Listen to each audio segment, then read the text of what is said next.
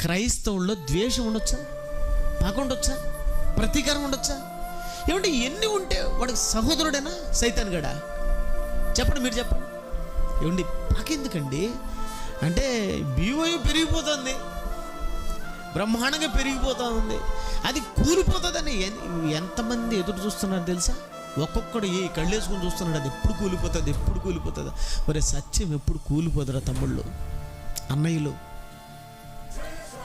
నా సహోదరులుగా మీకు చెప్తున్నాను, సత్యం ఎప్పటికీ సమాధి కాదు. జేమ్స్ అనే తమ్ముడు సమాధి అయ్యే రోజుల దగ్గరికి వచ్చిందన్నాడు. నువ్వు సమాధి అవుతావు, మీ నాయన సమాధి అవుతాడు, మీ తాత సమాధి అవుతాడు, నీకు పుట్టేవాళ్ళు కూడా సమాధి అవుతారేమో, కానీ సత్యం సమాధి ఎప్పుడు కాదు. అదే BOUI. ఎందుకంటే అక్కడ ఏముందో తెలుసా? సత్యం. సత్యం ఉంది. అసత్యాన్ని అరికాల కిందేసి తొక్కేసే సత్యం, ఆ సత్యానికి సంబంధించిన దేవుని పిల్లలు BOIలో ఉన్నారు. దేవుని పిల్లలరా, ఈరోజు మీరందరూ కూడా సత్యంలోకి వచ్చారు, సత్య సంబంధమైన సంఘంలోకి వచ్చారు. చచ్చిపోయేంత వరకు మనం ఎలా ఉంటామో తెలుసా? మన సహోదరులను ప్రేమిస్తూనే ఉంటాం.